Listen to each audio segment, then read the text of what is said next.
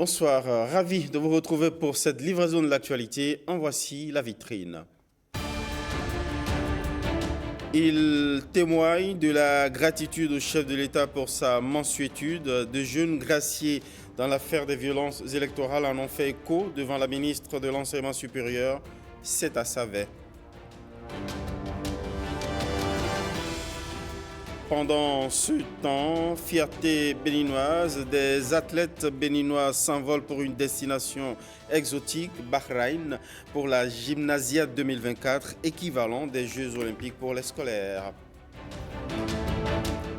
Hors du Bénin, tenu pour mort, le président camerounais Paul Biya refait surface. Il est de retour chez lui. Au Sénégal, nous verrons la montée inquiétante des crues. Écho aussi dans ce journal du sommet des BRICS en Russie. Merci de nous recevoir chez vous avec cette livraison de l'actualité. Il mesure le prix de la liberté, la joie de retrouver famille et vie normale. Les jeunes qui avaient été condamnés pour violence électorale remercient le chef de l'État qui les a agraciés. Ils l'ont témoigné devant la ministre de l'Enseignement supérieur, citée à Savet. Autre témoin, Pierrette Adayossi. Après des années passées en prison, plusieurs jeunes de Savet ont été libérés après la grâce présidentielle relative aux violences électorales. Ils ont tenu à témoigner de leur reconnaissance aux émissaires du gouvernement venus dans le cadre de la journée mondiale de l'enseignant. Nous venons de sortir de la prison de Misérité après avoir épuisé 57 mois. Vraiment, nous sommes tellement contents du gouvernement qui nous a libérés. Nous sommes venus remercier le ministre avec son gouvernement de tout l'effort qu'ils ont fait pour nous relâcher de cette prison. Les jeunes qui ont été libérés ont exprimé leur joie et toute la population s'est mobilisée pour me prier de rendre compte au chef de l'État leur admiration. Et j'ai eu la prière des sages sur le chef de l'État, tout le gouvernement de son Excellence. Ils veulent toujours s'assurer que Savet n'est pas sur une liste rouge. Je leur montre par exemple comment la route que tout Savet nous profite. Le barrage Aéchoro qui va desservir tout le département en eau, c'est chez nous. L'hôpital de zone, on a rappelé tout cela lors de la tournée gouvernementale. Et j'en ai profité encore pour leur rappeler tout ce que nous faisons et surtout pour la paix. Les classes qui sont encore dans quelques états qui méritent d'être vraiment réflexionnées. Les enseignants notamment ont exprimé cela, mais ils sont revenus sur la situation de Sukobé. Depuis que la société est fermée, eh bien, ces jeunes sont au chômage et c'est comme si on a distribué tous les chômeurs dans ces différentes localités de notre commune. Ils sont nombreux et les populations me prient de voir cela avec parce qu'elles sont aussi dépassées. La ministre a également abordé avec les filles et fils de Savet d'autres sujets d'actualité. Elle a promis rendre compte au chef de l'État des doléances exprimées. Heureux donc qui retrouve la liberté après en avoir été privé. Quand on parle de liberté, justement, tenez, la démocratie n'est pas loin, justement. Démocratie et développement, c'est la problématique au cœur des cycles des conférences publiques de l'Ansalve ou Académie nationale des sciences, arts et lettres du Bénin. Sous quel prisme se sont déroulés les échanges et quelles perspectives se dégagent des discussions? Élément de réponse avec Génal Afouda Monsia Boka et Brice Chibozo qui ont suivi cette conférence. Démocratie et développement, le thème retient l'attention des universitaires et académiciens du Bénin et d'ailleurs dans cette salle du Palais des Congrès. La démocratie est universelle et implique les droits de l'homme, l'égalité, la justice et la liberté. Ces trois notions sont consubstantielles de la démocratie. Quelle corrélation entre les notions démocratie et développement, ou encore laquelle de ces notions prime sur l'autre? Voilà les interrogations qui ont enrichi ce débat public. Il y a un phénomène circulaire à travers cette analyse systémique proposée par David Easton qui montre qu'il y a possibilité d'envisager des relations réciproques entre démocratie et développement. Donc des rapports réciproques entre démocratie et développement. Mais quand on regarde de notre côté la réalité, on se rend compte que l'alliance n'est plus une alliance systémique, il y a cette fois-ci une allégeance qui est d'ordre cyclique entre démocratie et développement. Est-ce qu'il faut construire la démocratie avant le développement ou le développement avant la démocratie? Le fait de dire on va passer par la démocratie pour aller au développement, qui était une tendance générale, a été aujourd'hui supplanté par le contraire. C'est-à-dire, commençons d'abord le développement avant d'aller à la démocratie. Cette conférence est initiée par l'ANSALB, Académie nationale des sciences, arts et lettres du Bénin. Retour dans ce journal sur cette mesure d'accompagnement décidée par le gouvernement au profit des personnes touchées par la libération de l'emprise de la rue 12.589 de Fidjrosset. Nous sommes ici dans ce beau quartier sur le front de mer à Cotonou en pleine transformation par des travaux routiers et d'aménagement touristique. Christelle Tongodo revient volontiers ici sur les compensations sociales. L'une des réalisations emblématiques du gouvernement Talon est le projet Asphaltage. Un projet qui, dans sa conception et sa réalisation, vise à assainir le cadre de vie à travers le bitumage et le pavage des rues, la construction d'ouvrages d'assainissement et l'aménagement urbain. À travers ce projet, dont le succès n'est plus à démontrer, le gouvernement veut améliorer les conditions de circulation dans les zones d'habitat et également réduire le niveau de pollution et dynamiser les économies locales. Ainsi, après la première phase, la phase B a été lancée récemment et parmi les axes concernés par cette deuxième phase, dans la zone de Fidjrosset et Togbin figure la rue 12.589, dont l'emprise est libérée par les divers occupants. La question qui se pose alors, que deviendront les personnes affectées par ce projet? Le Conseil a-t-il approuvé la mise en œuvre de mesures d'accompagnement au profit des propriétaires sinistrés et instruit les ministres concernés d'accomplir les diligences nécessaires à cette fin? La rue 12.589 dispose d'une emprise originaire de 15 mètres. Cette emprise, selon le gouvernement, n'est respectée que sur 280 mètres, le reste du tronçon étant jusqu'à un passé récent obstrué par des constructions. Parlant de travaux routiers et d'entretien du cadre de vie, allons sur cette descente dans les rues de la Société de gestion des déchets de la salubrité SGDS pour inspecter les règles de sécurité observées par ses agents d'exécution. Il est question de veiller à une bonne exécution du nettoyage sans prendre des écarts avec les soucis de sécurité. Regardons le constat effectué avec Jules Akoikou et Brice Deogracias Menaï. Première étape de cette descente sur le terrain, le lot 1 supervisé par la PME Le Méridional.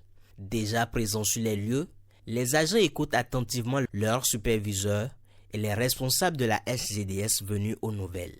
Une quinzaine de minutes d'échange sur l'importance du déploiement des dispositifs de sécurité qui permettent de signaler aux usagers de la route le chantier de balayage. S'ensuit alors une série de questions auxquelles tentent de répondre les responsables. Il a rappelé aux agents qu'ils doivent observer les mesures de sécurité mises en place. Également, il leur a rappelé que le dispositif a été renforcé avec des panneaux lumineux qui signalent aux usagers de la voie le chantier de balayage déjà au loin. Également, il y a des panneaux réfléchissants et le nombre de cônes a été renforcé également. Même les combinaisons que les agents portent, il leur a rappelé que ces combinaisons, cette fois-ci, sont fabriquées avec un tissu fluorescent amélioré. Autant de mesures pour assurer la sécurité de ces personnes qui travaillent pour maintenir les artères et espaces publics propres. Nous avons 50 agents sur le lot qui couvrent une partie du premier arrondissement. Nous avons environ 165 056 mètres carrés de superficie à balayer cette nuit avec ces 50 agents. Outre ces moyens matériels mis à disposition, la SGDS s'est également assurée que les PME remplissent leur cahier de charges à l'endroit de leurs employés. Ils sont désormais tous déclarés à la Caisse nationale de sécurité sociale, bénéficient d'une assurance maladie et au paiement de leur salaire à la hauteur du SMIC. Des descentes auront lieu dans les jours à venir sur d'autres lots pour le même exercice. Penchons-nous à présent sur cet état des lieux du secteur des PME, petites et moyennes entreprises, et la promotion de l'emploi depuis l'avènement du gouvernement Patrice Talon. Est-ce que les lignes ont véritablement bougé? À quel rythme et avec quels résultats? Le ministre Modeste Théonté Kérékou a mis un point d'honneur à défendre le bilan en la matière. Mais voyons ici l'analyse qu'en fait notre rédaction sous la plume de Génial Lafouda Monsi Aboka.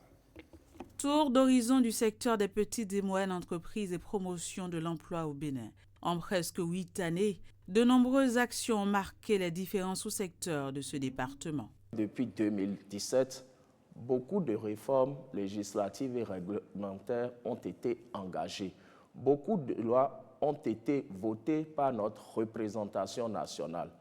La loi sur le code des investissements, la loi sur la promotion des petites et moyennes entreprises, par exemple, la loi sur la procédure d'embauche, de placement de la main-d'œuvre, de résiliation des contrats. Je pourrais en citer bon nombre. La PIEX, l'agence de promotion des investissements et des exportations, a été totalement réformée au niveau de cette agence et d'autres agences qui opèrent sur le chantier de l'accompagnement des PME. La lisibilité aussi a été apportée. J'ai parlé de la PIEX, je peux vous parler aussi de l'ADPME, du FNDA, etc.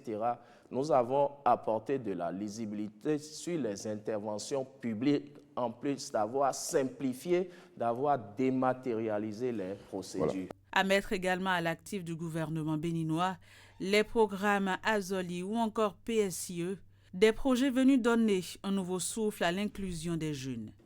Le dispositif Azoli est la composante 1 du projet d'inclusion des jeunes.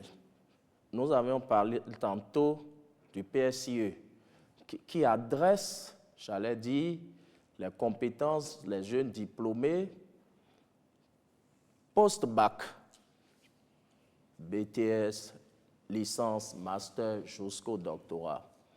Le gouvernement, pour ne laisser qu'une couche sociale de notre pays à la traîne, a formulé ce programme avec l'accompagnement de la Banque mondiale, où nous avons sur 5 ans à accompagner 25 000 jeunes dans l'emploi salarié. Et cette fois-ci, la caractéristique, c'est des jeunes de 18 à 35 ans, peu ou pas du tout scolarisés, maximum BEPC. Les réformes ont également touché le sous-secteur de l'artisanat. Il est marqué par la rénovation du CQM, certificat de qualification au métier. C'est la CMA désormais qui organise le certificat de qualification au métier avec le concours de la direction des examens et concours du ministère en charge de la formation professionnelle.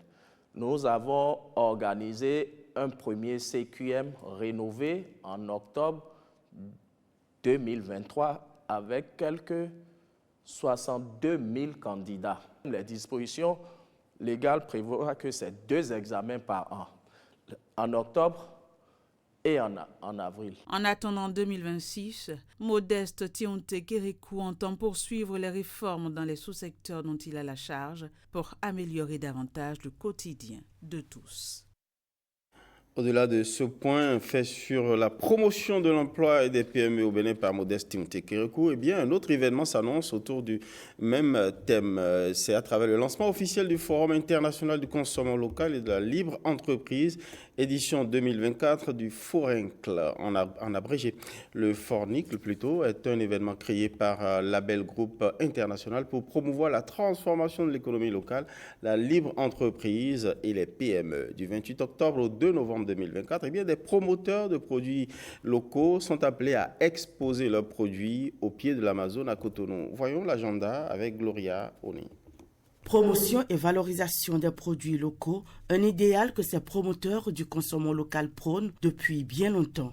C'est une initiative qui vise essentiellement à fédérer tous les acteurs des chaînes de production, les acteurs des chaînes de transformation, des chaînes de distribution et même de consommation autour d'un concept de partenariat gagnant-gagnant, basé bien sûr sur les produits locaux. Ceci est un creuset de réflexion et de résolution stratégique qui motive tout entrepreneur à démarrer et à disposer des outils nécessaires pour augmenter les chances de pérennité de chaque entreprise. Au-delà de faire de la sensibilisation et d'appeler les uns et les autres à préférer les produits locaux, les produits africains, nous voulons, à travers le Forincle, permettre à tous ces acteurs-là de faire de la promotion du Made in Africa, du Made in Bénin, un objet de création de milliers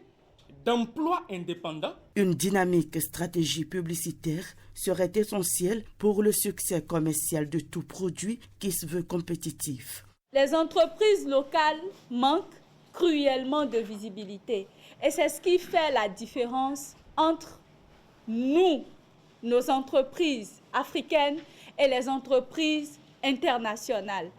Ce qui fait vraiment le gap, c'est la visibilité. Et les gens ne peuvent pas consommer ce qu'ils ne connaissent pas, ce qu'ils ne voient pas. Et grâce au Forincle, grâce au panel d'activités qui vont se dérouler à partir du 28 octobre, beaucoup d'entreprises vont sortir de l'ombre. En consommant local, on contribuerait ainsi à l'économie locale, mais également à la création d'emplois.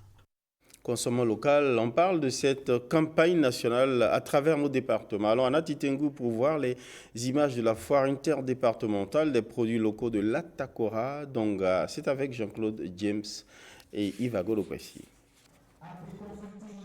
Le riz des montagnes, du poulet, les condiments à côté et une gamme variée de jus de fruits localement produits. Le nécessaire est proposé aux visiteurs pour un repas sain à cette foire du consommant local qui met en avant plusieurs secteurs. Agro-industrie, textile et mode, cosmétiques et produits d'entretien et artisanat. Il ne serait pas bien de juste exposer ces produits dans l'intention de faire des recettes. En matière de compétitivité, au plan international, nous sommes encore à l'étape embryonnaire. Donc, il faut aller à la certification. Ensuite, le produit est certifié. Il faut s'engager dans la démarche qualité. À leur échelle, ces forains participent au développement du Bénin. Une mission impossible sans le soutien des populations. Chaque fois que vous faites un geste pour la promotion d'une alimentation dont vous êtes sûr de la source et donc de votre santé. Et au-delà, vous contribuez au travail et aux revenus de braves hommes et femmes qui créent de l'emploi local. Consommer la production locale en commençant par les produits de nos forains. Je voudrais, au nom de Madame le préfet du département de l'Atakora et au nom du préfet de la Donga, empêcher, déclarer, lancer la foire interdépartementale Atakora-Donga du consommant local. La bonne nouvelle est annoncée à travers la ville par une caravane. Jusqu'au 27 octobre donc, le Made in Atakora Donga sera à l'honneur.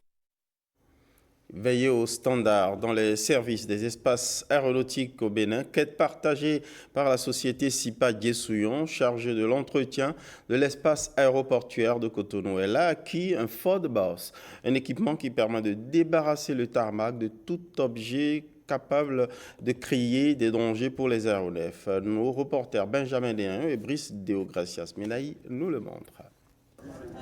Des objets en métal, en plastique, du gravier ou encore du sable, tout ce qu'il y a de plus normal que l'on retrouve dans nos espaces. Mais dans le cas d'espèces, ces objets intrus encore appelés Foreign Object Debris FODS, dans le jargon aéronautique représentent des dangers de tous les instants pour les aéronefs. Sur les 3 derniers mois, 5 kg de ces objets et 40 sacs de sable ont été collectionnés sur le tarmac de l'aéroport de Cotonou.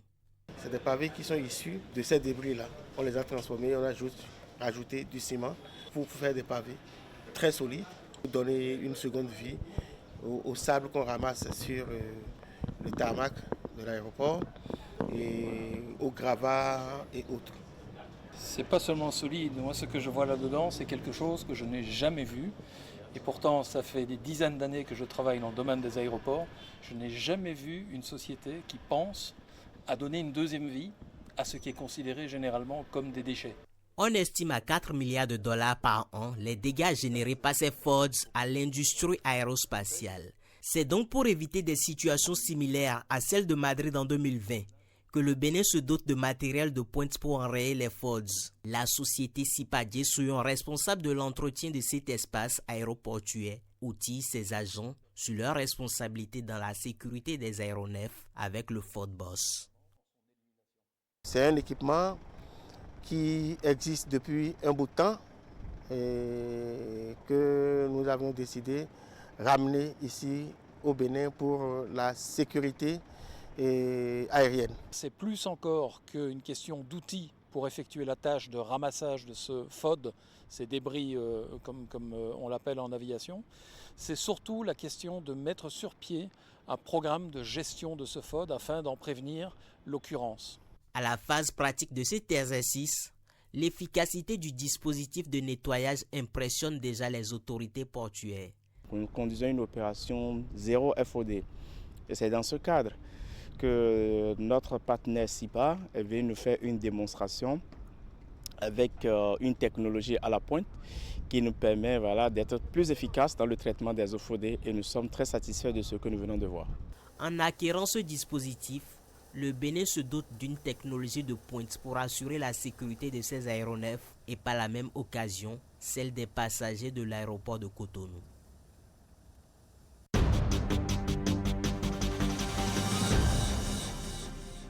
Le cancer du sein est au cœur de notre dossier santé. Le cancer du sein est le premier cancer dont souffrent les femmes au Bénin avec un taux de mortalité très élevé. Le diagnostic à un stade tardif favorise la montée de ces chiffres. Certaines femmes ne maîtrisent pas toujours les signes annonciateurs et comment faire la palpation des seins, mais surtout les avantages du dépistage précoce. Dans quelques jours, le mois d'octobre tire à sa fin et mettra un terme à la campagne annuelle mondiale de sensibilisation au dépistage du cancer de sein. Et Loïs Winaton nous propose ici dans le dossier santé de nous pencher sur le cancer du sein, le dépistage précoce, la solution. J'ai vécu avec une personne qui a été victime du cancer du sein.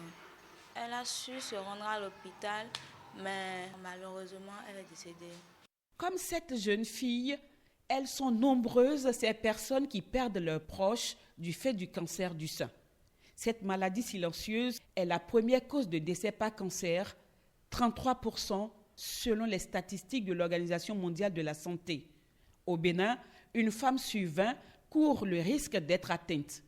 Considéré au départ comme une maladie du troisième âge, il est de plus en plus observé chez les jeunes de moins de 40 ans. Le cancer du sein, une pathologie multifactorielle.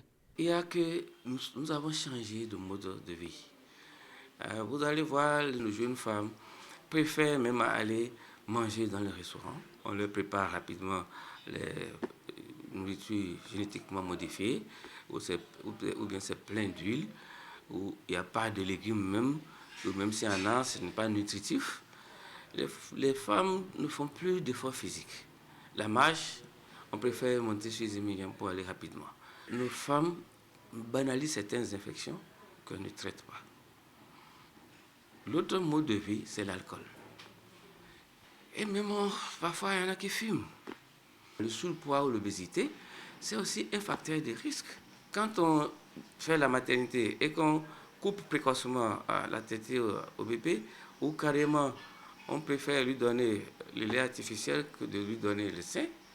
Outre ces facteurs de risque avérés, il en existe d'autres qui favorisent l'apparition de la tumeur maligne, tels que les antécédents familiaux, l'exposition aux hormones féminines, notamment après la ménopause, absence de grossesse ou grossesse tardive après 35 ans. Une fois arrivé au stade de cancer, il est trop tard de sauver une vie. elle maigrit, elle perd l'appétit. La peau du sein devient épaisse là où il y a le cancer. Et prend même la forme de peau d'orange. Elle sent des douleurs. C'est parfois à ce moment que certaines femmes se rendent compte qu'il faut aller à l'hôpital. Et si elles ont la chance, c'est que ce n'est pas un cancer invasif, on arrive à lui sauver la vie. La seule solution qui s'impose aujourd'hui, selon des résultats de recherche, reste le dépistage précoce. L'autopalpation, on n'a rien remarqué dans les seins, donc comme conseil, je vais demander à la cliente de continuer à la maison chaque mois et c'est bon qu'elle revienne et nous voir chaque 6 mois pour que nous-mêmes, agents de santé, nous le faisions pour voir. Et c'est aussi recommandé de faire une échographie mammaire une fois dans l'année. Un diagnostic précoce constitue donc le meilleur moyen d'agir contre le cancer du sein. En effet, s'il est détecté assez tôt, il peut non seulement être guéri, mais aussi être soigné avec des traitements moins agressifs et moins mutilants. D'où la sensibilisation par tous les canaux pour réduire le taux de mortalité. C'est d'ailleurs l'objectif de la nouvelle initiative mondiale de l'OMS, réduire la mortalité qu'il provoque de 2,5% par an et d'éviter ainsi 2,5 millions de décès par ce type de cancer entre 2020 et 2040 à l'échelle planétaire.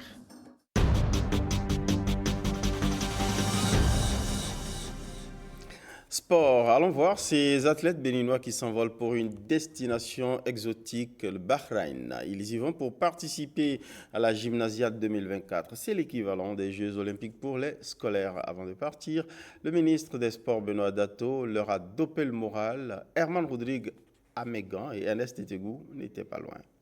Chaque point sera précieux, chaque panier sera disputé.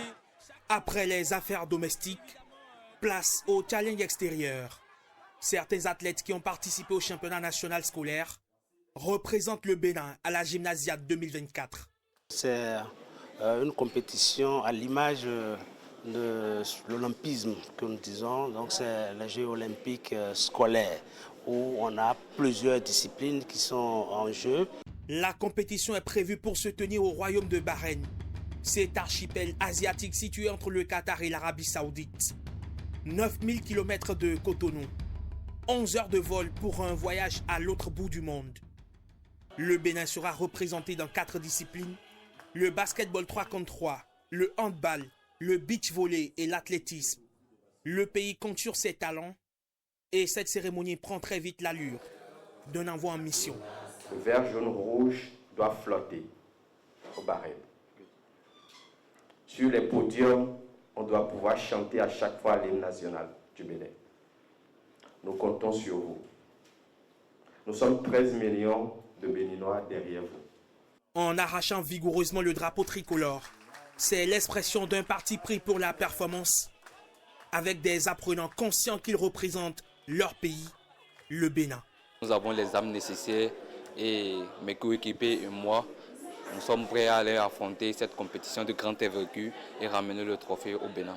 La Gymnasiade aux Jeux olympiques du sport scolaire se tient du 23 au 31 octobre 2024.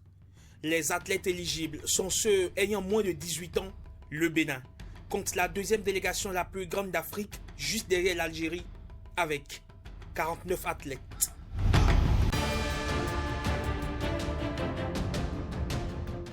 Au Cameroun, Paul Biya renaît comme un sphinx des rumeurs qui le tenaient pour mort. Le Sénégal est en proie à des crues. Et puis, on ira aussi voir en Russie le démarrage du sommet des BRICS. Voici le tour que nous propose Marcel Rossi. C'est dans une ambiance de liesse, organisée par le parti au pouvoir, que Paul Biya, le président camerounais, revient au Bercail ce lundi 21 octobre 2024, après une absence de 7 semaines qui a suscité des inquiétudes sur son état de santé. Cette absence prolongée, marquée par des rumeurs et des déclarations ambiguës, a alimenté les spéculations, notamment en raison de l'annulation de certaines apparitions officielles importantes, telles que l'Assemblée générale des Nations unies. Pour préparer son retour, la capitale s'est mise en effervescence avec des rues repeintes et des affiches de bienvenue. Une foule de partisans l'a accueilli à l'aéroport international de Yaoundé. Par ailleurs, le gouvernement a multiplié des efforts pour rassurer la population, soulignant que Paul Biya est en bonne santé et organisant des messes d'action de grâce en son honneur. Ce retour intervient à un moment de tension accrue, alors que le chef d'État, âgé de presque 92 ans, est à la tête du Cameroun depuis 42 ans.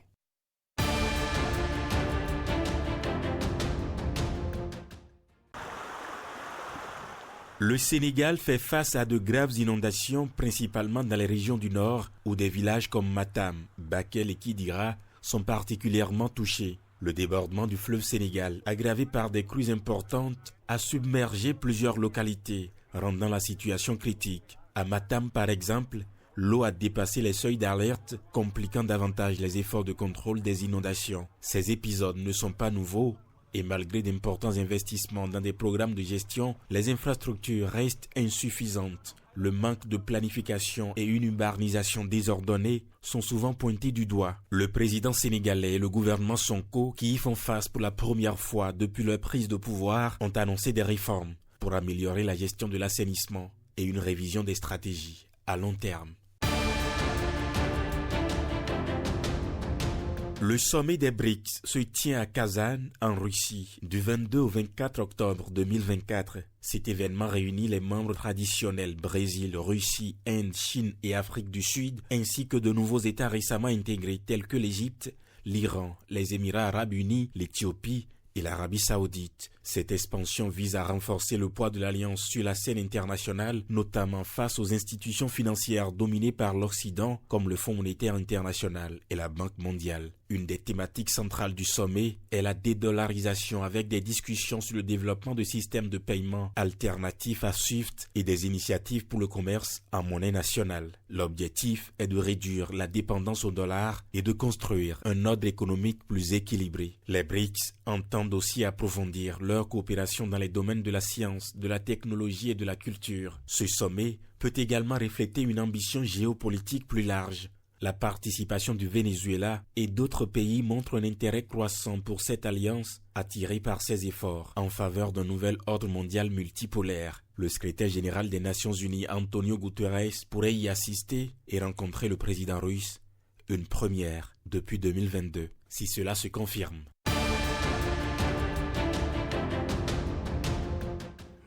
Merci à vous pour votre aimable attention. Ici s'arrête cette livraison de l'actualité. Bonsoir chez vous.